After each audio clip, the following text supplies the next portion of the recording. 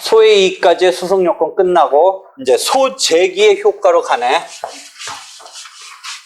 소송을 내고 소를 제기했지. 소제기를 하면 우리가 앞에서 여러 가지 이미 입에 뱉 얘기 등을 했어. 실체법적으로 재판상 청구로서 시효 중단 뭐 이런 것도 얘기했고, 그다음에 소제기에서 소송 계속이 되면 중복된 소는 금지된다 이런 이야기도 했고 여러 가지 했지. 그렇지? 그걸 그려놓은 게 5-1 그림이네. 소장의 제출하면 실체법상 효과로 민법 168조의 재판상 청구고 소송법에서 265조의 시효 중단. 또 법률상 기간 준수, 제척 기간 같은 거 소제기해야 될 때 그 기간. 그거지? 이 시효 중단 같은 거는 관할 건 없는 법원에 냈을 때는 이송됐을 때 이송해서 애초에 관할 건 없는 법원에 냈을 때 관할 잘못 냈더라도 그게 이송해서 어떻게 된다고 그랬어? 소송 계속이 이전돼가지고 처리되니까 뭐 그런 얘기 할 때도 연결됐고. 그 다음에 시효 중단은 확정 판결에 시효가 10년이 됐을 때 다시 10년이 막 지나갈라 할 때 다시 또 시효 중단 소제기한다. 그지? 거기서 중요한 전원합의체 판결이 시효 중단에 있어서 재판상 청구해서 이행 청구가 또 들어가는 건데 형태는 작년 10월에 재판상 청구가 있었음의 확인해소를 새롭게 확인해 소송 형태로 인정했지. 그렇지? 그게 그거죠. 그다음에 소송 계속은 언제 발생하느냐? 소장을 제출하면 소장 부본이 송달된 시점에 소송 계속. 이때 계속은 한자 주의하라고 그랬지. 이어진다는 계속이 아니라 여기 계류된다, 심판의 대상이라는 의미의 계속이지. 그래서 이때 소송 계속이 소장 부본이 소가 제기되고 소장이 또는 소장 부본이 송달된 시점, 상대방에게 송달된 시점이 라고 보는 게 통설 판례지. 그러니까 이게 어떻게 조금 야비하다고 할 수는 없죠. 뭔가 문제가 이런 게 사법시험에 이런 것도 한번 나와. 중복재소적인 상황이야. 그러니까 후소를 부적법 각하시키게 이렇게 만들어놨는데 여러분 이제 중복재소면 동일한 사건 막 이런 걸 따져야 되는데 어디다 하나 포인트를 줬냐면 소제기는 A가 앞서. 그런데 소장 부분 송달은 B가 앞서게 만들어놨어. 그러면 그냥 흐름상은 B가 중복재소에 해당한다면 B를 부적법 각하시켜야 된다 이렇게 되지. 중복재소니까. 그런데 A가 소제기는 빠른데 소장 부분 송달은 오히려 B가 빠르고 A가 뒤쳐져. 그럼 오히려 뭐를 부적법 각하시켜야 되느냐? A를 부적법 각하시켜야지. 전소를 전제로 해서 중복된 후소를 부적법 각하시켜야 되니까.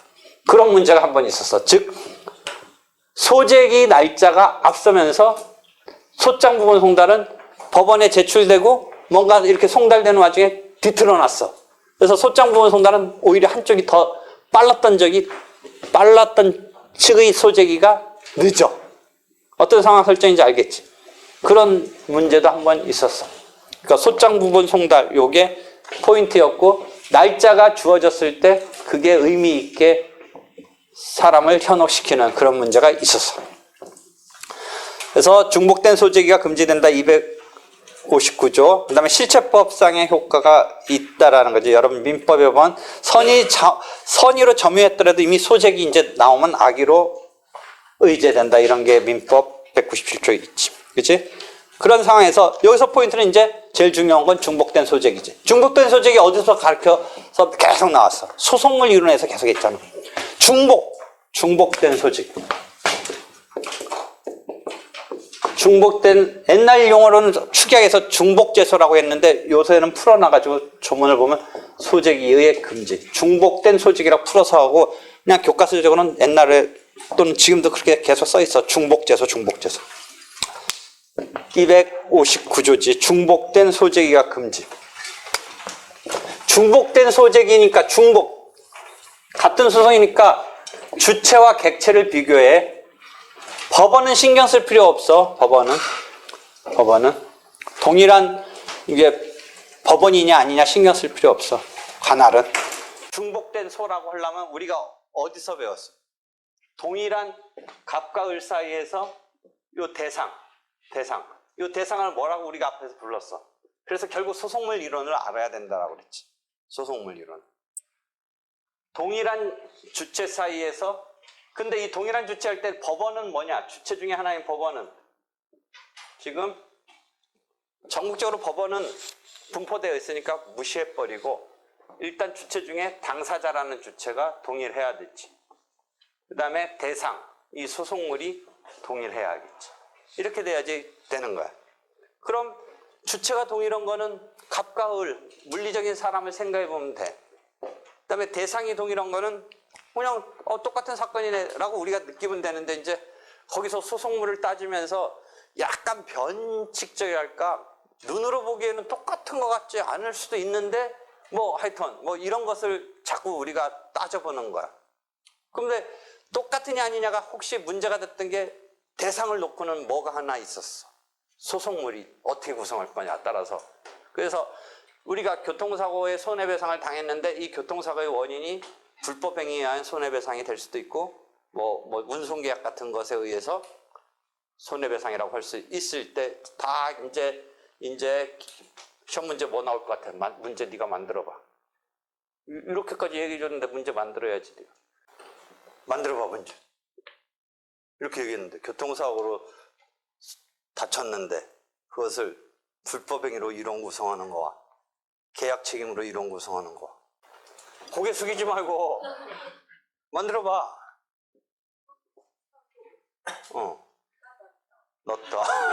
놨다. 승객인 갑은 손해배상을 청구하였다.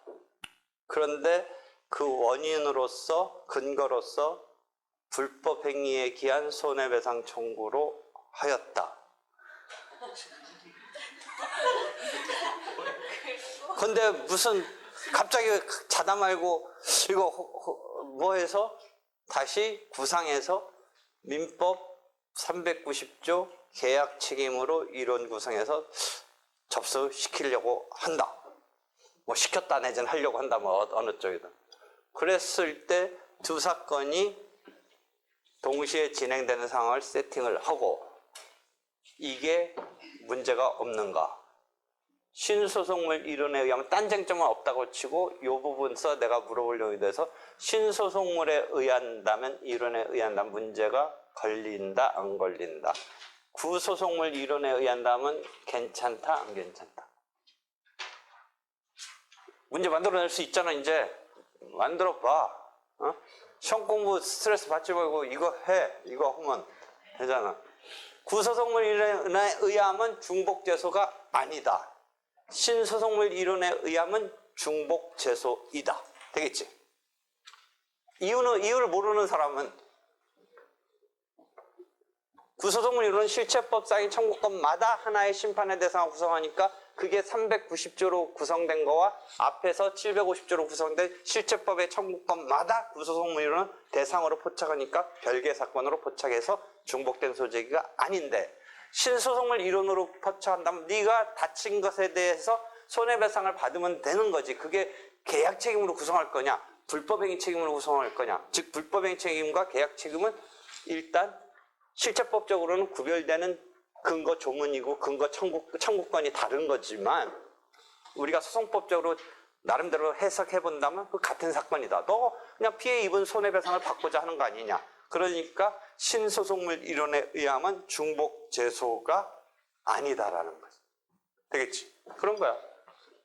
일단 대상을 놓고 우리가 따지니까 됐는데, 그럼 주체도 당연히 동일한데 이 주체가 막 이상하게 이제 우리가 한 번쯤 생각해 봐야 되는 게, 이렇게 딱 봤는데 동일한데 갑이 자기가 손해배상 입었다고 이행소송으로서 손해배상 청구를 했어. 지금 이제 뭐 그게 750주냐 390주냐는 잊어버리고 하여튼 손해배상 청구를 했어. 이렇게 했어. 이렇게 손해배상 청구를 하면 되는데 잠깐 빠져서 이 사람이 자기가 이 손해배상 1,000만 원 내놓으라고 하면 되는데 나에게 네가 잘못했기 때문에 손해배상 받을 권리가 있다는 확인의 소송을 내면 어떻게 될 것 같아요? 손해배상 청구권이 나에게 있다는 확인 소송을 내면 손해배상 청구 그 자체에 1,000만 원 손해배상을 이행소송으로 청구하지 않고 그냥 손해배상 받을 청구권이 나에게 있다는 확인을 구하는 소송을 내면 뭐 하나 생각해 봐야 돼. 만약 이건 지금 이 중복재소하고는 상관없어. 엊그제 화요일 날 했던 내용이야. 그렇지. 그 다음에 그걸 조금 이렇게 막 무슨 고유명사처럼 표현하는 게 있어. 그렇지. 나보다 항상 빨라. 확인소송의 보충성. 그러니까 경우에 따라서는 확인만으로도 분쟁이 해결될 수 있는 성질이라면 소의 이익이 있는 건데 그럴 때에 확인만 하는 것보다는 좀 더 직접적이고 발본적이고 한 건 이행청구가 들어가는 거야. 그냥 확인만 받아서는 집행까지는 못하는 거야. 이행소송이 아니니까. 그랬을 때 확인의 소의 보충성, 분쟁 해결에 좀 더 유효적절한 카드를 써야지 굳이 근데 경우에 따라서는 확인만으로도 분쟁이 해결된다면 꼭 100% 안 된다는 건 아닌데 기본적인 그래서 해당 요건으로 넘어가서 보면 이제 지금 당사자 동의를 말고 소송물에 난 객체적인 요건에서 시작했으니까 소송물의 동의를 가서 먼저 본다면 5-8에 가서 보면 청구의 원인을 이루는 실체법상 권리가 다른 경우 아까 민법 390조의 계약 책임으로 구성하느냐 민법 750조 불법 행위 책임으로 구성하느냐 소송물 이론에 따라서 다를 수 있다는 이야기예요. 한편 청구의 취지가 다른 경우에 있어서 확인 청구와 이행 청구의 그 대항령이라고 그래서 제일 밑으로 와서 보면 5-11에 와서 거기까지 막 건너뛰면서 지금 얘기하는데 갑이 을을 상대로 채무 부존재 확인 소송을 제기하여 계속 중에 을이 갑을 상대로 별소로 이행을 구하는 소 또는 그 반대의 경우 그러니까 소극적 부존재한다는 확인 소송과 갑 달라라고 지급하라라고 하는 이행 소송의 이 관계에 있어서 어떻게 되느냐라고 생각해 본다면 여러분은 지금 대항령 반복형 용어 지금 딴 책에서 못 보는 용어인데 대충 어떤 거 말하려는지를 잘 보세요. 반복형은 이렇게 내는 거예요. 아까 뭐 했었어요? 이행소송을 낼 수 있는데 확인의 소송을 굳이 왜 내느냐? 아까 확인해소의 보충성을 갖고 얘기했는데 급기야 이행 청구도 하면서 자기의 손해배상 청구에 확인 청구까지도 냈어요. 갑이. 이건 갑 측에서 2개가 들어갔으니까 반복형이라고 그래요. 반복형. 보통 책은 이것만 갖고 설명하는데 나는 이건 다 어떤 책이든지 있기 때문에 지금 갑이 을한테 들어간 것에 대해서 역으로 대항령, 반대 형태로 을이 원고가 돼서 갑한테 들어간 형태를 지금 설명한 건데 보통 책은 요것만 설명을 해요. 요것만. 그럼 반복형이 저 앞에 나와요. 그럼 일단 기본적인 생각은 이행 청구를 할 수 있음에도 불구하고 굳이 왜 확인 청구를 하느냐가 지금 중복된 제소 상황이 아니라 출발부터 따져본다면 이행소송을 낼 수 있으면 확인소송이 혹시 아까 확인해소의 보충성 때문에 소의 이익이 없을지 모르겠다. 근데 뭐 하여튼 뭐 그렇게 해서 컨트롤할 수 있는 것을 떠나서 확인소송도 내고 이행소송도 냈어요. 또는 이행소송도 내고 확인소송도 냈어요. 원고의 마음을 알 길은 없어요. 원고는 만약 이런 생각을 할 수 있어요. 확인소송만 냈는데 확인소송을 먼저 냈어요. 내가 돈 받을 권리 있다. 그럼 일단 소의 이익이 문제가 돼요. 아까 확인소송의 보충성 때문에. 근데 뭐 일단 뭐 그래서 됐다고 쳐봐요. 뭐 뭔가 좀 냈다고 쳐요.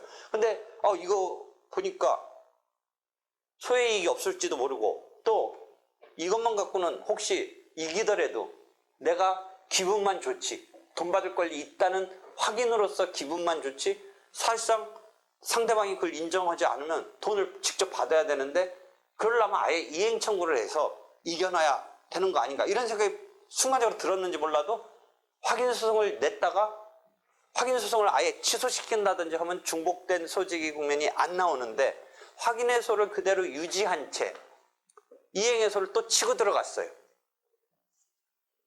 그 원고의 마음은 알 길 없는데 이런 뭐 그런 상황을 한번 생각해 보자 이거죠. 그럼 이걸 두 개를 진행시키는 게 나을 건가? 어떨 건가? 뭐 이런 거예요. 한편 이행 청구 자기가 손해배상으로 1,000만 원이면 1,000만 원 청구를 하면서 무슨 마음 때문인지 내가 1,000만 원 받을 권리가 있다는 확인의 소송을 또 냈어요. 이행 청구를 먼저 내놓고 확인 소송을 냈어요. 둘 다 반복형이에요. 그 속에서의 상황만 얘기하는 거지 둘 다 반복형인데 반복적으로 냈어요. 벌써 나는 반복형이라는 말을 쓰는 뉘앙스가 뭐겠어요? 이게 일반 책에는 없어요. 그냥 이런 상황만 설명하고 용어를 안 쓰는데 내가 반복형이라는 얘기를 쓴다는 건 뭔가 좀 짜증스럽죠. 짜증스럽죠. 나의 민사법의 기본 세계는 당사자의 절차 보장과 함께 분쟁을 가급적 한꺼번에 해결해라. 한꺼번에 해결해라. 뭐 이런 게 내 기본 모토인데 나는 그런 걸 제어하려고 그래요. 중복된 소지기로. 근데 이론적으로는 왜 제어가 안 돼요? 왜 문제가 되는 거예요? 그러면서도 왜 학설 등은 끄집어내는 거예요? 기본적인 출발은 뭐예요? 확인해소와 이행해소는 청구가 틀려버린 거예요. 수성물 틀리니까 원래는 그냥 아주 단도직입적으로 하면 상관없다라고 하면 돼요. 상관없다. 근데도 요거를 뭔가 좀 컨트롤하려는 거, 그 컨트롤하고 싶은 거에 아주 되게 세게 컨트롤하려는 게 나고, 그 뭐 여러 가지 의견이 나와요. 이걸 컨트롤하려면 기본적으로는 수성물이 틀린데 어떻게 컨트롤 해볼까 하는 게 막 학설이 서너 개 나오는 거예요. 서너 개.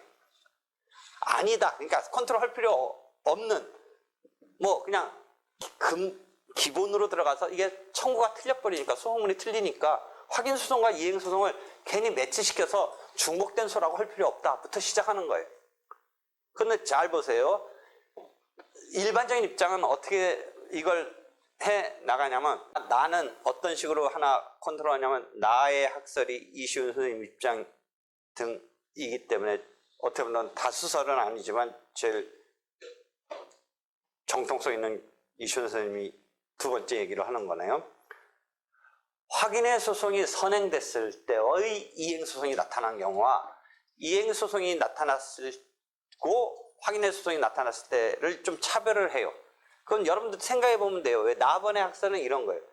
확인의 소송하고 이행소송을 보면 이행소송은 당연히 너한테 돈 받을 권리가 있다라고 해주려면 그 전제 내지 그 하부적으로 확인적인 것은 뚫고 들어가서 너 돈 받을 권리가 있는 것은 전제돼서 받아라라고 가는 거예요.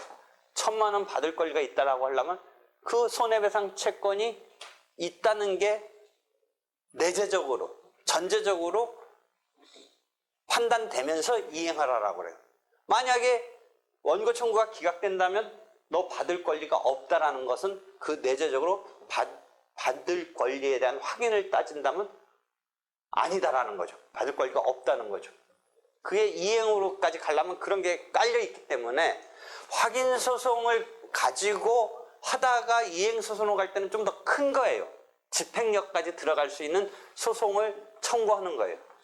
반면 확인 청구가 했을 때는 그런데 이행 청구를 먼저 했을 때는 당연히 이행 청구에는 확인적인 속성이 껴서 전제돼서 판단이 나가기 때문에 굳이 별도로 후차적으로 확인 소송을 내는 것은 필요 없다고 생각하는 게 나번의 입장이에요. 그러니까 여러분들 생각할 수 있는 거예요. 그렇죠? 여러분은 오히려 나번의 생각이 더 이렇게 받아들이기 쉬울 수도 있어요. 나번 같은 생각이 논리적으로는. 근데 나는 이제 그거 싸그리 무시하고 다 통제하고 싶은 건데 그나마 나번은 확인 소송이 선행됐을 때의 이행 청구는 조금 더 큰 범위의 청구, 집행력이 있는 청구를 지금 하고자 하는 의도를 인정하고 있는데 반해서 이행 청구가 선행했을 때는 확인은 뭐 굳이 이행 청구에서 해결돼 나갈 건데 왜 확인을 바라느냐라는 생각이죠. 되겠어요? 나번과 같은 생각도 있을 수 있는데 한편 라버는 호문혁 선생님 입장인데 확인의 소의 보충성을 철두철미하게 하는 거예요. 아까 우리가 잠깐 따져봤던 그런 건데 어떻게 되냐? 뭐 뭔가 때문에 확인의 소를 냈는데 거기서 확인의 소가 이행을 청구하는 것보다 여루적으로 보충적으로 되는 것에서 취급하면 된다라는 발상에서부터 확대돼서 그럼 두 사건이 동시에 있을 때는 뭐를 찌그러뜨려라? 두 사건이 동시에 병렬적으로 있을 때 확인의 소는 소의 이익이 없다고 찌그러뜨리는 거예요. 그래서 중복재소의 국면에서 한 카드를 없애버리는 거 아예. 약간 각도가 좀 틀린 거죠. 중복재소 상황을 나오는 것에서 찌그러뜨려 버리는 거죠. 되겠죠? 그런 발상도 하는 거예요. 여러 가지 발상을 하는 거예요. 뚜렷한 판례는 없고 나중에 박스에 가서 보면 조금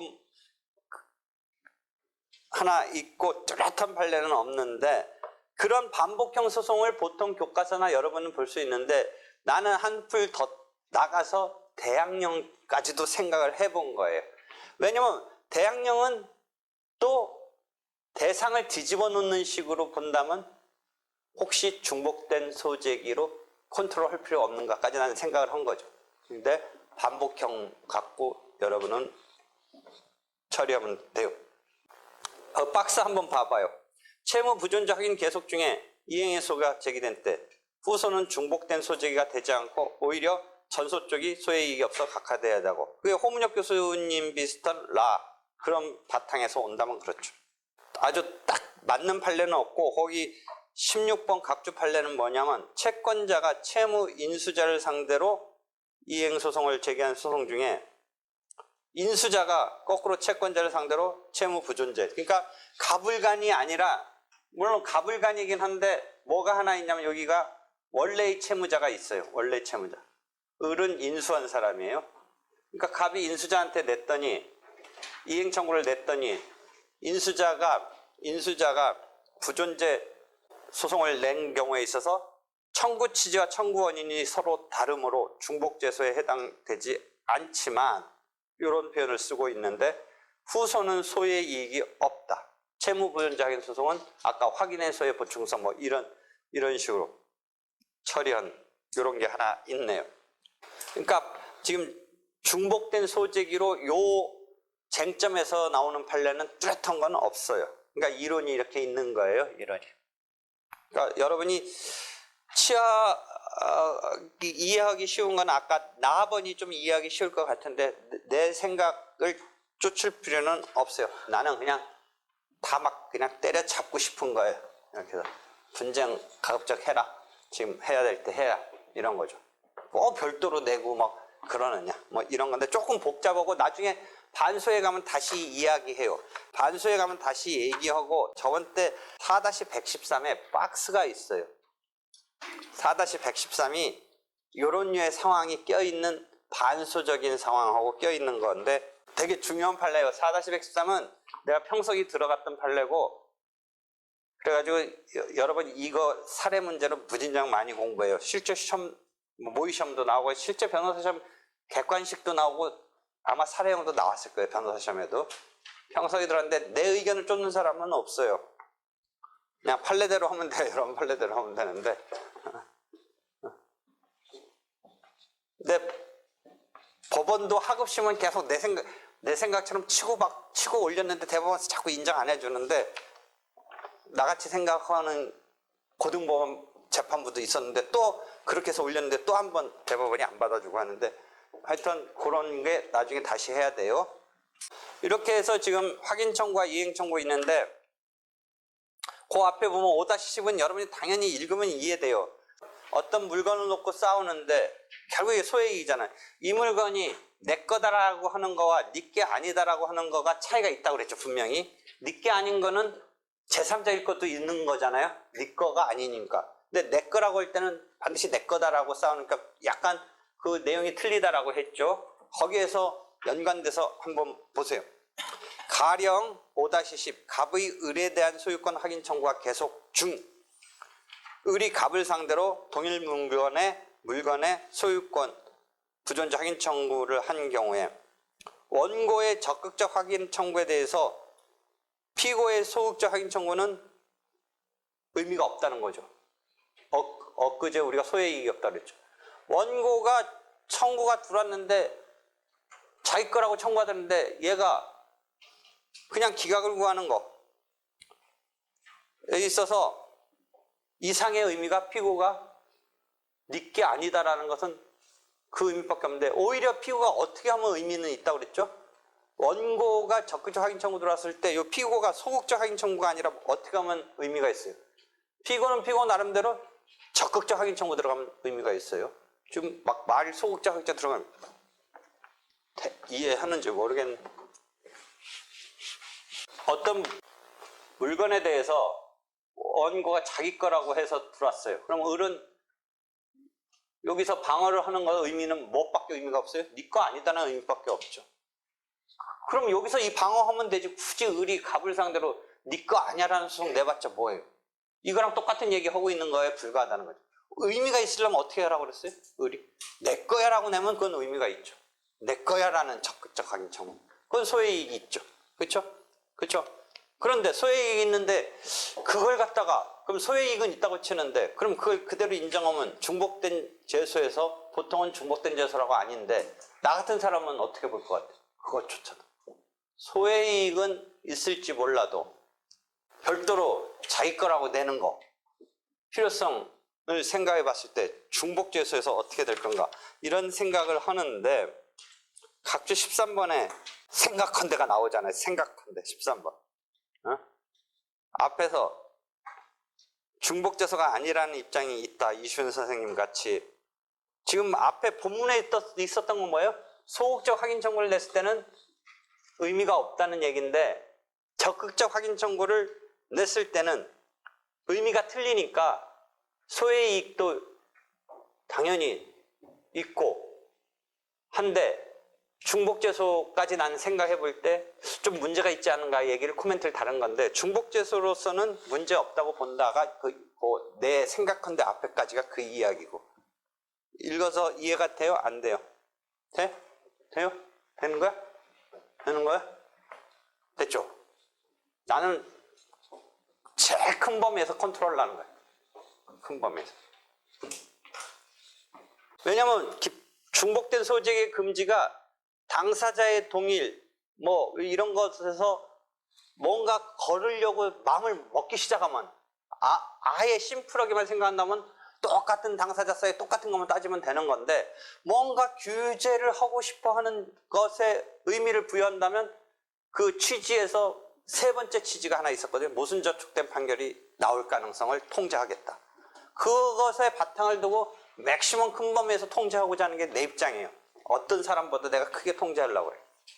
그러면 그쪽의 적극적 확인에 대해서 나도 적극적 확인 내는 건 소외이익은 있다고는 하지만, 이 어떤 물건 하나를 놓고 일단 두 가지 사건이 진행되는 건 소외이익은 있다고 쳐도 결국 이 물건의 주인은 일건주의 때문에 책임자가 한 명이 나와야 되는데, 쟤는 제대로 적극적 확인 내서 그쪽 판사는 그쪽 판사대로 제 거 맞다고 하고, 내 건에 대해서 내가 적극적 확인낸 것은 다행히 내가 져버리면 모순은 아니지만, 내가 이겨버리면 이 물건이 제 거예요, 내 거예요? 판결에 의해서.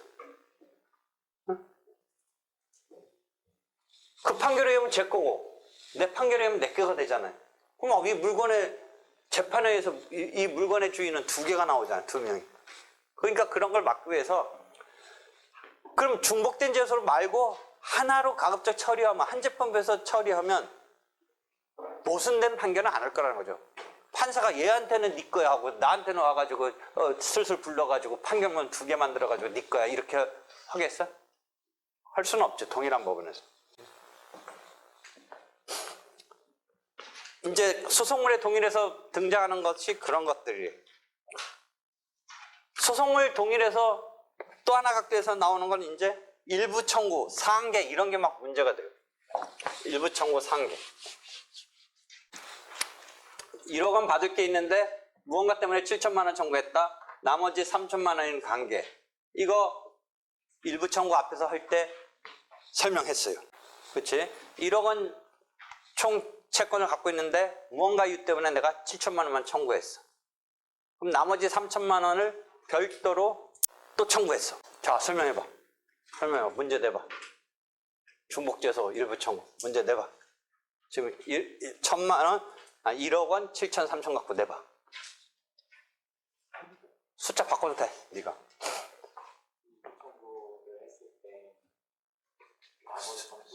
숫자로 내봐, 숫자로. 문제 만들어봐. 1억 원 중에 3천만 원을 먼저 청구를 했을 때 아까 7천만 원 청구했다고 하니까 3천만 원 청구 맘대로 바꾸라 했더니 바꾸지 말고 7천만 원 먼저 냈어. 응. 먼저 했는데 후에 3천만 원을 다시 별도로 냈어. 청구할 수 있는 여부가 문제라. 이제 답도 써봐, 네가. 여러 설들이 있는데 사례는 명시적 만약에 이 부분을 호박대 소득 시에 명시적으로 표시했다면은 네, 그렇게 해서 이제 되는데 이제 좀 더 공부하면 그때의 명시는 어떤 식으로 해야 되는지 뭐 그런 것도 이제 공부해야 되는데 하여튼 명시했다면, 두 번째 소를 대기하는 것 또한 중복대 소득이 아니다. 네, 일부 청구 부정설에 의하면 일부 청구 부정설에서 부정설의 의미는 일부 청구 자체를 하면 안 된다는 의미는 아니다. 그런데 일부 청구 그럼 부정설에 의하면 3천만 원의 별도 청구가 막힌다, 안 막힌다? 막힌다. 중복재소에 의해서 일부 청구를 부정하니까 전체적으로 소송물이 돼서 만약 일부 청구를 긍정하는 입장은 명시 여부와 상관없이 단순히 긍정한다는 입장으로 취하면 명시 여부와 상관없이 별도의 3천만 원 청구는 가능하다. 되겠죠? 이미 했던 거죠? 되겠지? 이거 무진장 물어보지. 무진장. 거기까지 됐어. 이제 상계라는 게 이게 또 골치 아파. 상계. 요거는 상계야. 이게 곳곳에서 문제되는데 일부 청구와 상계가 쟁점이 많은데 상계항변이. 상계항변 앞에서 뭐에서 한번 나왔어? 곳곳에 쟁점이 일부 청구 곳곳에 있는데 지금 중복재소 한번 된 거고 상계는 앞에서 뭐 하나 됐어? 상계권을 행사했는데 피고가 원고가 소를 취하했다 했을 때의 장면서 한번 나오고 그 시험 문제 무지장 나온다고 그랬어. 원고가 소를 제기했어. 그래서 피고는 뭐 예를 들어 막 막아내려고 하니까 갚았다라든지 시효항변 등을 했다든지 뭐 등등 하겠지. 근데 급기야 자기도 돈 받을 게 있으니까 상계하겠다고 했어. 그래서 상계했어. 우리가 배운 상계는 실체법에서 상계항변, 상계의사표시, 형성권 뭐 이렇게 얘기했는데 소송상 방어 방법으로서 상계한다고 얘기했는데 원고가 소를 그 뒤에 취하를 했으면 이게 상계가 어떻게 되는 거야, 운명이. 문장 나온다고 그랬지. 지금 중복재소는 근데 이제 뭐냐면 그런 게 하나 있었는데 곳곳에 쟁점이 되는데 원고가 1억 원 청구했어. 근데 자기도 채권이 있어. 1억 원. 그럼 여기서 상계 항변으로 써먹고 1억 원 청구를 또 그냥 따로 해. 가반대. 지금 나타난 국면은 뭐야? 앞 사건에서는 원고의 청구에 대해서 방어 방법으로 썼지. 방어 방법으로 상계 항변했지. 근데 이 채권을 자기가 상계에 제공한 이 자동 채권을 여기서는 이제 직접 청구로서 했지. 그럼 학설 이전의 판례는 이걸 어떻게 보냐면 앞 사건은 소송급의 청구급의 대결이 아니라고 봐. 앞에는 그냥 항변으로 한 거고 두 번째는 또는 이 순서가 뭐 바뀔 수도 있어. 요게 선행이고 이게 후행인데 그건 나는 막 이 순서까지도 또 막 고려해서 항변이 이걸 선행형이라고 그러고 요게 먼저 있고 이게 아마 항변이 후행이 있고 이 앞에 소송이 먼저 있고 이 형태를 또 구별하는데 일반적으로 그렇게 구별하지 않아. 그러니까 어떤 순서가 됐는지 뭐 그 설명에 따라서 예에 따라서 뭐 바뀔 수도 있는데 하여튼 판례는 이 경우에 방어 방법으로서의 상계에 제공한 자동 채권을 방어 방법으로 쓴 거고 이 경우는 곧바로 청구 그 자체로 쓴 거니까 비교할 때 이게 청구급으로 대결한 게 아니니까 나타나는 것은 뭔가 나타나고 있는데 이건 굳이 우리가 타치할 부분은 아니다. 중복된 소재기의 소는 청구급의 대결로서 동일한 청구라면 컨트롤하려고 하는 건데 이건 방어 방법과 청구급의 대결이니까 아니다 이렇게 보는 거예요. 이게 판례 입장이야. 그런데 나는 또 여기서 또 일부 학생은 다수설은 다 그렇게 보고 하는 것 같은데 나는 여기서 보자 이거죠. 여기 1억 원 청구가 들어왔어. 여러분 청구에 1억 원이 들어왔으면 이게 소구 채권이 들어왔지. 그러면 이 자체가 그냥 무너지면 원고가 이기는 건데 원고가 왜 상계까지 간다고 그랬어? 그래서 상계의 특질 중에 하나는 또 뭐야? 다른 방어 방법과 동급인 듯 하면서 방어 방법에서 조금 차별이 된다고 그랬지. 상계는 왜 그래? 변제나 소멸시 항변은 그래 방어하는데 상계는 일단 그거보다는 이렇게 후행적으로 보충적으로 예비적이란 그런 거 개념 한번 나왔지. 방어 방법 중에 그런 거로 쓰는 거지. 처음부터 그래 상계할게 하고 끝나면 너무 허탈한 거야. 그치? 물론 자기가 반대 요 상계 쓰는 소구 채권의 자동 채권의 이 경우 반대 채권 이 경우에 대해서 성립 여부도 문제될 수 있지만 만약 성립된다고 했을 때는 곧바로 이것 쓰기는 너무 허탈하잖아. 일단 이것을 직접적으로 막아내야지. 그렇잖아. 근데 하여튼 뭔가 이게 막아내기가 힘드니까 상계를 해서 채무 소멸 사유로서 막아내려고 하는데 그래서 자기가 상계를 했는데 이거의 판결문이 어떻게 나오냐면 논리적으로 봐봐. 요 소구 채권을 A 채권이라고 하고 자기가 상계에 제공한 요 채권을 B라고 그러면 어떤 식으로 우리가 딴 싸움 없다면 되겠어. A 여부가 인정될지 아닐지가 결정돼야겠지. 먼저 선행적으로. 그치? 원고의 소구 채권이 결정돼야겠지. 그 다음에 B의 채권이 성립 여부가 결정돼야겠지. 그 다음에. 그럼 조합을 생각해봐. 요게 인정되지 않으면 이건 상계까지 올 필요 없는 거지. 그치? 상계까지 올 필요 없지. 일단 이게 인정돼야 되지. A라는 요 채권이 인정돼야 되지. 소구 채권이 인정돼야 되지. 그 다음에 B라는 채권이 인정되느냐 아니냐는 에 따라서 인정되고 인정되면 요 최종적인 원고 청구는 어떻게 돼? 기각되지. 요 상황에서. A는 인정되는데 상계에 제공한 채권이 인정되지 않으면 딴 쟁점 없다면 원고 청구 인용되지. 그치? 딴 쟁점 없다면. 그렇지? 이렇게 해서 되는 거야. 상계가 들어갔을 때의 판결이. 심플하게 정리한다면. 그런데 이런 식으로 여기서는 먼저 심리돼가지고 가려고 하는데 요 두 번째 사건이 그대로 인정돼서 중복재소가 아니라면 을의 갑에 대한 두 번째 채권이 인정되느냐 여부가 여기서의 요거와 여기서 B라는 것에 그 자체가 청구로서 심리되는 건 아닌데 상계항변이 이렇게 심리된단 말이지. 심리가 되고 있다지. 그러면 요거랑 충돌이 나올 가능성이 있어. 요때의 판단과. 다른 방어 방법과 달라. 왜 충돌이 나오냐면 나중에 기판력에 216조 2항에서 보면 원래 청구 자체의 주문 중의 판단에 판결의 효력이 있다라고 해서 기판력의 객관적 범위라고 그래서 216조 1항이 주문 중의 판단을 갖고 어떤 효력이 걸려드냐 아니냐를 따지는데 2항에 보면 주문 중의 판단이 아닌 이유 중에 나오는 지금 이유 중의 판단이라는 건 요 B의 판단 이유 중의 판단임에도 불구하고 그 대항한 수액에 안에서 기판력이 있다라고 특별히 상계는 취급을 다른 방어 방법과 달리 해주고 있어. 그러니까 216조 2항에 의하면 판결의 효력이 상계의 경우는 방어 방법으로서의 판단이지만 주문의 판단이 아니고 이유에 대한 판단이야. 여기서 주문의 판단은 뭐야?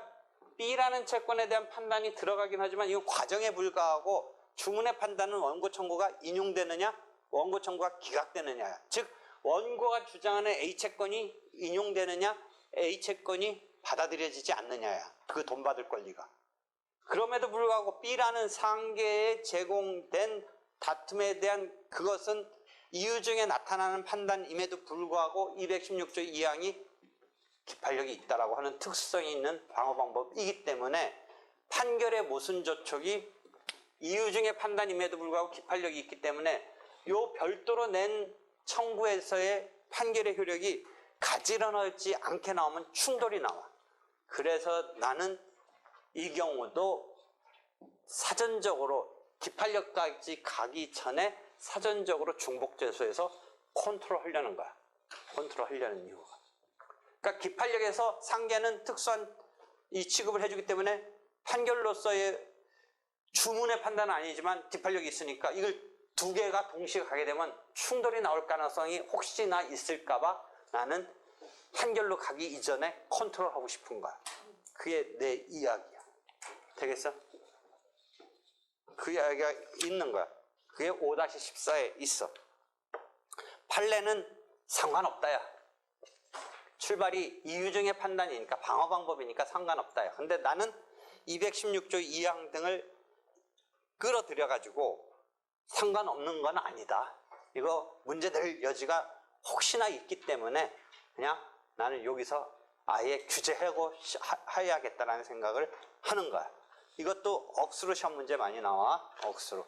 되겠지? 그럼 지금 여태까지는 대상을 놓고 얘기한 거야. 내가 대상, 객체, 중복재소의 어떤 특수한 우리가 컨트롤. 제일 심플한 거는 그냥 다 잊어버리고 와 그런 이상한 거 생각하지 말고 똑같은 당사자 사이에 진짜 똑같은 사건 이것만 생각해 보면 되는데 꼭 지금 우리가 공부하는 거 항상 좀 돌발 변수라든지 어떤 예외적인 것이라든지 좀 더 추가적인 검토가 필요한 것이라든지 이런 걸 하는 거야. 여기까지 일단 질문해봐. 잘 일부 청구는 이해가 될 것 같은데 상계가 혹시 안 될지도 모르겠어. 그 다음에 확인 청구와 이행 청구도 잘 이해 안 될 수도 있을 것 같아. 일단 여기까지 질문해봐. 없어? 됐어?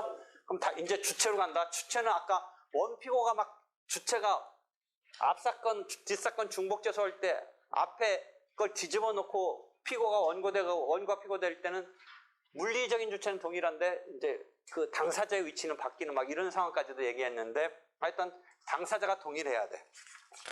그럼 뭐 당사자가 동일하지 않으면 뭐 기판력에 가서도 주관적 범위에 관한 216조 다음에 218조가 있는데 판결의 효력은 그 사람 판결이지 딴 사람 판결이 아니기 때문에 그게 기판력의 주관적 범위라고 그래서 218조에 가서 보면 그 상대적 효력이라고 그래. 그 사람 거야. 그러니까 딴 사람하고 내 판결은 충돌 나오느냐 아니냐 필요 없어.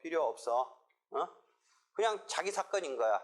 근데도 지금 특별히 동일한 급으로 봐줘야 되는 게 문제가 되는 게 채권자 대위 소송이야.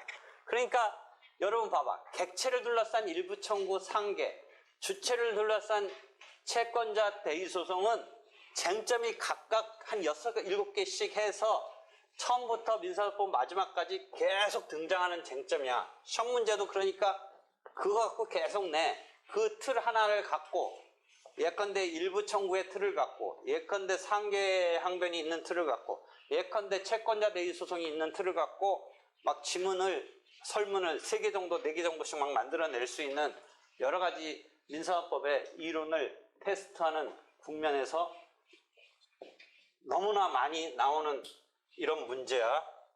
이거는 우리가 갑을 설사 이제 나같이 중복재소를 대상까지를 염두에 두면서 을과 갑이 바뀐 이런 상황까지도 뭐 지금 여러 가지 상황을 얘기했는데 이때 중복재소 당사자의 동일이어야 된다. 법원은 고려할 필요 없어. 법원의 동일 여부는 지금 이렇게 해야 되는데 특이하게 동일하지 않은 것 같은데 문제를 삼아야 되는 게 있어. 채권자 대위 소송이야. 병이 중간에 껴있는 채무자야. 을이 병의 채무자로서 보통 우리가 제3채무자라고 부르지. 제3채무자.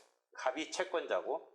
채권자 대위 소송 틀을 알겠지. 민법 404조의 채권자 대위권에 기한 이 소송이야. 갑이 병한테 돈 받을 게 있는데 그것을 보전하기 위해서 병이 행사하지 않고 있는 병이 채권자로서의 제3채무자 을에 대한 채권을 갑이 소송상 행사하는 게 채권자 대위소송이지. 그치? 여기서는 다시 이제 갑의 일단 병에 대한 채권을 우리가 따로 독립적으로 이렇게 입에 배서 피보전 채권이라고 부른다고 그랬지. 병의 을에 대한 채권이 피대위 채권이라고 불러. 입에 배서. 실제 이 사건의 소송물은 병의 을에 대한 채권이 심판의 대상이야. 갑의 병에 대한 피보전 채권의 여부는 갑이 남의 채권을 대의 행사한다. 제3자의 소송 담당 중에 법정 소송 담당으로서의 등장할 수 있는 계기가 되는 당사자 적격 제3자의 소송 담당의 계기가 되는 그 채권이야. 그게 인정되지 않으면 이설은 있지만 일반적인 학설과 판례는 요건 소송 요건으로 포착해. 당사자 적격의 근거를 마련해주는 채권이니까 이게 무너지면 이 사람은 당사자 적격이 없으니까 부적법 각하된다. 소송 요건으로 작동한다. 한편 병의 을에 대한 채권은 그 자체가 소송물이고 그게 인정되지 않으면 기각되는 거다. 본안으로서. 그게 일반적인 판례 실무 학설의 흐름이지. 그치? 그치? 됐지? 자, 그럼 지금 뭐야? 두 번째 소송이 이렇게 나타났어. 갑병의 그 피보전 채권을 직접 청구했어. 그 다음에 요번은 병이 을한테 피대의 채권을 직접 청구했어. 뭐 이런 게 막 나오는 거야, 이제. 여기서. 잘 봐. 요걸 직접 청구했어. 이 소송을 내면서. 대의소송을 선행하면서. 그럼 요 민법적으로 채권자 대의권이 낼 수 있으려면 채무자가 자기 권리를 처분하면 낼 수 있니 없니? 그러니까 대의권을 행사할 수 있니 없니? 없지. 이 형태가 먼저 있으면 이게 등장할 수 있느냐? 채무자가 직접 행사하고 있는데 채무자의 채권자가 대의권을 행사할 수 있느냐? 그런 게 민법에 나오지. 지금은 일단 그런 거 무시하고 요거와 요것만이 일반적으로 교과서에서 핵심적으로 다루어져. 갑이 채권자 대의 소송을 냈는데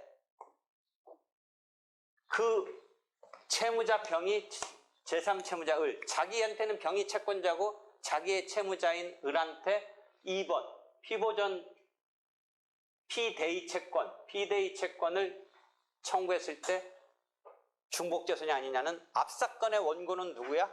갑과 을이고 요 밑에 사건의 원고는 병과 피고는 을인데 왜 그럼 눈에 볼 때 당사자가 확 원고가 틀린데 왜 우리가 이거 끌어들여서 생각하냐면 요 소송물이 2번이 소송물인데 여기가 그 2번이 소송물로 나오고 있죠. 그치? 채권자 대의소송의 소송물인 피대위 채권 2번이 두 번째 소송에서 나오고 있으니까 이게 지금 우리가 검토하는 거야.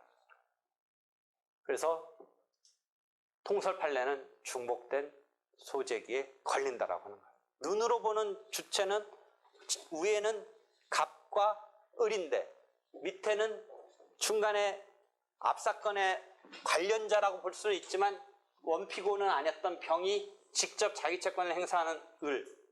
이것이 중복된 소재기다. 이렇게 보는 거야. 이렇게. 그래서 그게 지금 교과서에 나오는 거야. 요 갑이 직접 냈을 때는 어떻게 하느냐. 대의권을 내고 이런 등등 여러 가지가 있어요. 또 다른 병에 대한 또 다른 채권자 정이 을한테 자기 나름의 채권자 대의 소송을 냈을 때 이 채권자 대의 소송과 이게 어떻게 되느냐. 이런 등등 여러 가지가 있는데 일단은 다 무시하고 채권자 대의 소송을 제기한 상황에서 그 피대의 채권 자체가 2차전으로 요 그림에서는 병이 을한테 냈을 때 이게 어떻게 되느냐. 눈으로 보는 원고는 틀리잖아. 앞사건은 갑이고 뒷사건은 병인데 앞사건의 갑은 원래는 자기 채권을 행사하는 게 아니라 병의 을에 대한 채권을 뭔가 채권자 대의권의 보전의 그 요건 하에서 행사하는 거잖아. 소송상. 그러니까 그게 우리가 중복재소의 국면에서 문제가 드러나는데 중복재소가 된다고 보는 게 지금 일반적인 입장인 거지. 되겠어요? 그 다음에 추심해소가 비슷한 형태로 나타나는데 여러분이 추심 전부명령 지금 채권법 배울 때 잠깐 민법에서 나올 텐데 집행법을 배워야 돼. 집행법. 추심해소도 비슷한 형태야. 똑같아. 병에 대해서 돈 받을 게 있는 사람이 판결을 받아서 강제로 집행하려는데 병이 지금 을한테 갖고 있는 요 채권, 은행의 예금이라든지 여러분이 봉급, 월급 뭐 이런 것에 대해서 갑이 강제 집행을 할 때 이걸 채권에 대한 집행이라고 하는데, 이 채권 집행을 하는 건데, 이 채권은 갑에 대해서는 빚쟁이 채무자지만 병이, 을에 대해서는 채권자야. 은행의 예금 채권자, 회사, 자기가 일한 회사의 월급 채권자야. 그러니까 갑이, 보통 여러분이 생각할 때는 병한테 돈 받을 거 있는 사람이 갑이 병의 재산 중에 뭐 집에다가 경매 붙인다 이런 거는 이제 언뜻 생각할 수 있는데, 지금 부동산에 대한 게 아니고 그 채무자의 채권이라는 재산에 대해서 강제 집행을 하려고 할 때 등장하는 게 추심 명령, 전부 명령 이런 게 등장해요. 여러분 채권법에서 배우는 거예요. 이 사람의 채무자의 제3채무자에 대한 예금 채권이라든지 월급 채권에 대해서 이 사람의 채권자인 갑이 강제 집행을 할 때 나오는 개념이야. 추심 명령을 받아서. 그래서 추심 명령, 추심이란 말 언뜻 뉘앙스로 본다면 그 채권의 채권자가 아닌데도 자기가 추심할 수 있다 이런 얘기야. 이 채권을. 그러니까 자기에 대한 빚쟁이의 월급을 자기가 추심해서 그 회사에 대해서 나한테 월급 갖고 와라 이렇게 할 수 있다는 게 추심이야. 근데 갖고 오라고 했는데 안 갖고 오니까 그걸 소송으로 낸 게 추심소송이야. 그럼 이렇게 추심금 청구 소송을 했는데, 추심의 소송을 했는데, 요 지금 전원합의체 판결이 하나 나온 게 뭐냐면, 채무자가 제3채무자를 상대로 먼저 냈어. 자기 월급 내지는 자기 채권을 행사하고 있는데, 이 병에 대한 갑이 어떤 상황이야? 병이 을한테 뭔가 소송 행사하는데 병에 대한 채권자 갑이 추심 명령에 따라서 을한테 추심금 청구 소송을 내니까 이게 지금 중간에 병의 채권을 추심하는 거잖아. 이게 이렇게 제3자가 하나 등장하는 채무자, 제3채무자 이런 틀인데 이게 중복재손이 아니냐. 왜? 갑이 지금 을한테 받고자 하는 추심하는 것의 속 내용은 뭐야? 병의 을에 대한, 좀 아까 설명으로 친다면 은행 예금 채권이라든지 월급 채권을 추심하는 거야, 자기가. 그걸 소송을 낸 거야. 그러니까 여기가 우리가 눈으로 볼 때 뭐야? 여기가 지금 중복된 상황이 나오니까 이걸 어떻게 볼 거냐는데, 여기에서 중복된 소재기에 해당하지 않는다는 전원합의체 판결이 2013년에 있어가지고 2014년에 사법고시에 그냥 나와버렸어. 그래서 이게 민사법 문제냐 아니냐 막 그런 적은 있는데, 여러분은 변호사 시험은 뭐 추심 뭐 이런 거는 그냥 뭐 안 나오는 적이 없는 거야.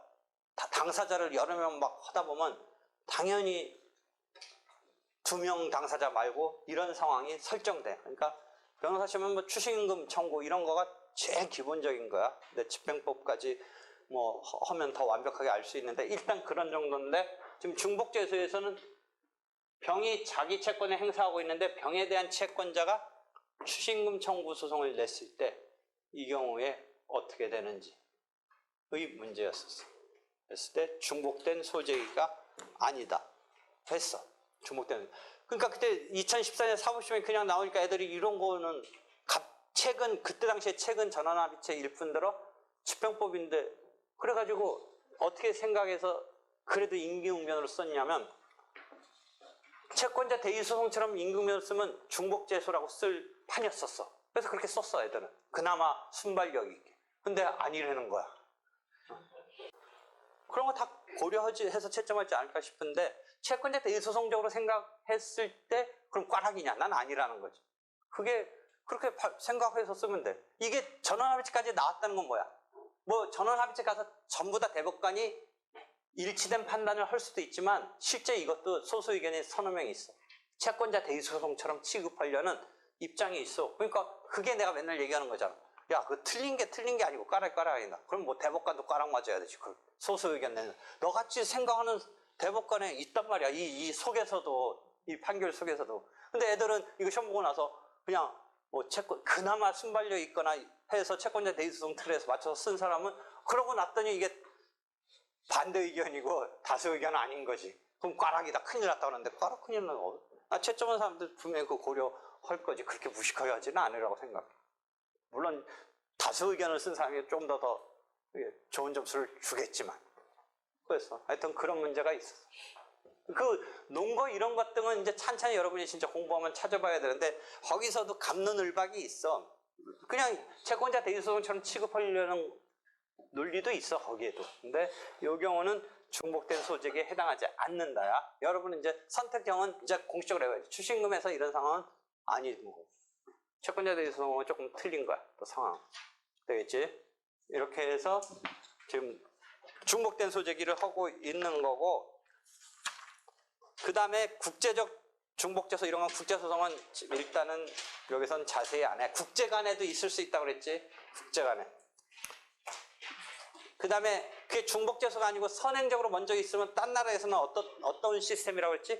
그 외국 판결의 승인 집행 이런 국면으로 오는 거고, 그래서 따로따로 하는 거 말고 동시에 진행하는 경우는 저번 때 내가 뭐 할 때 한번 설명해 줬어. 소송 전략으로서 소송상 방어 전략으로 중복 소송 카드를 쓸 수 있다고 그랬지.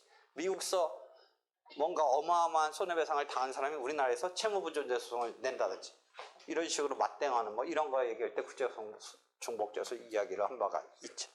그치? 되겠어? 되겠지? 이것까지 또 질문. 중복제도 소의 이익으로 통지하자면 중복제도 어느 거? 어떤 거? 어떤 상황? 요거에서 어떤 케이스? 사실은 요거가 있을 때 요거를 네, 소외이익이 일단 소외이익을 컨트롤할 수 없는 게 요건 갑이 을한테 낸 거고 소외이익은 어떤 소송 자체의 소외이익인데 이게 등장했을 때 너 말처럼 하려면 이런 소송이 있으니까 이게 소외이익이 없다 이렇게 하려는 거잖아. 그런 식으로는 발생 안 해. 일단 이건 갑이 낸 거고 이쪽은 병이 낸 거기 때문에 병 자체 을한테 낸 이 대의소송의 이행소송 자체가 아까 무슨 확인소송이라면 왜 이행소송 카드를 먼저 쓰지 확인소송 쓰느냐 뭐 이런 류에서의 소외이익이지 이 자체는 이행소송 자기가 들어갔기 때문에 이 자체는 그냥 이행소송 들어간 거잖아. 요 지금 이거 생각하지 말고 병이 을한테 지금 이행소송 들어갔잖아. 일단 근데 혹시 걸리는 게 요 앞에가 있다 이거지. 그러니까 소외이익이라기보다는 그것을 내가 쉽게 말한다면 분쟁 해결해 줄 필요성이 있느냐 이렇게 생각하면 되는데 이 분쟁 해결해 줄 필요성이 일반적으로 중복제소가 아니라고 한다 또는 중복제소라고 한다라는 그 중복제소의 저변에는 소외이익이라는 게 100% 일치하는 개념은 아니지만 깔려 있는 거고 그것을 특수하게 끄집어내서 후소를 못하게 하겠다는 게 소외이익이 깔려있긴 해. 두 번째 소송을 펼치는 것을 굳이 펼칠 필요 있겠느냐. 앞사건에서 나오지 않느냐. 뭐 이런 식으로. 근데 요거는 일단 그 전형적인 틀이 아니고 벌써 사람도 좀 다른 사람이 등장해. 물론 완전히 다른 사람은 아니고 뭔가 관련된 자이지만 그러니까 중복된 소재기에 있어서의 기본적인 중복된 소재기 틀에서는 소외이익이 저변에 깔려 있는데 이거는 중복된 소재기 자체에서도 처음 거론하는 것은 아닐 수도 있는 형태에서 중복된 소재기로 외쳐라는 거야. 모순된 판결이 나올 것 같아. 요거의 소송물과 요거의 소송물은 눈으로 보는 주체는 틀린데 그대로 가면 요 사건의 승패는 요거의 가부잖아. 인정될 거야. 요거의 승패도 요 피대의 채권의 승부잖아. 그럼 요 충돌이 나올 수도 있다 해서 거는 거야. 그러니까 이런 거는 중복된 소재기에서도 특수한 거로 거는 거니까 중복된 소재기가 원래 소외이익이 저변에 깔린 특수한 어떤 우리가 제도로 포착해서 거는 건데 요거는 중복된 소재기에서도 또 특별히 또 한번 우리가 생각하는 거야. 그러니까 소외이익을 굳이 생각할 필요는 없어. 일반적인 건 소외이익이 있지. 왜? 아까 말했잖아. 갑이 을한테 냈는데 또 갑이 을한테 냈으면 이 사건 하면 되지. 왜 또 냈냐? 소외이익이 없다? 이걸 특별히 중복된 소재기라고 우리가 얘기하는 거지. 그 저변엔 소외이익이 깔려있지. 이런 경우에. 되겠어?